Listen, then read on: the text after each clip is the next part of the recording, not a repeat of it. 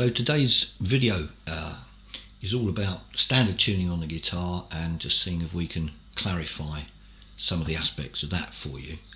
Just before we get on to that, it's worth noting that the tuning of the guitar and indeed the number of strings that are fitted to it has been in a state of flux for the last 200 years or so, with people trying different permutations. It's usually about convenience, now and again about bravado, but mainly about convenience. Most recently, a lot of the metal players are using a lot of strings. It's all great stuff. It's all moving forward, and that's really nice. But it's not actually new. So an example, there are many, but an example would be the classical guitarist Narciso Yepes, who's well worth looking up on the internet. And he commonly played a 10-string classical guitar with a very interesting tuning. And I first encountered his playing on Rodrigo's Guitar Concerto, which was quite an experience, to put it mildly. I was also fortunate enough to be commissioned to record it myself some years later, so it's always been quite dear to my heart, really.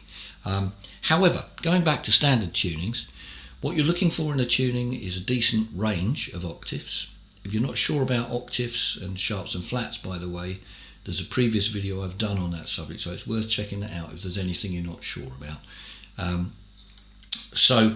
Okay, you want a decent range of octaves. You don't want to have hundreds of strings, it's very difficult to deal with, and you don't want a neck that's miles long. It's about, as I said, convenience and range combined. So tuning evolves, if you will, to fit. So here's how it works out. On a piano, you can kind of see everything sat in front of you as if it's on a plate, and it's kind of quite easy to conceptualize the distance between notes for that reason.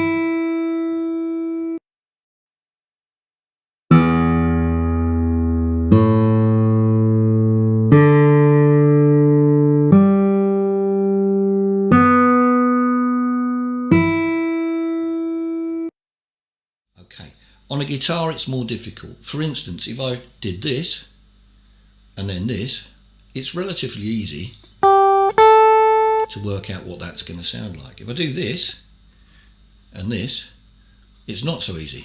It's actually the same, but it's not so easy to see. So that's the difficulty, and that's what I want to try and get through if we can. Okay, so our 6th string, tuned to E. If I go to the 1st fret, I've got F. Then F sharp, then G, then G sharp. Okay, which is great. Problem is I've now run out of fingers. So for convenience, although we could go back to the idea of thinking of it like a car, I suppose, would be it's like changing gear in a car. I could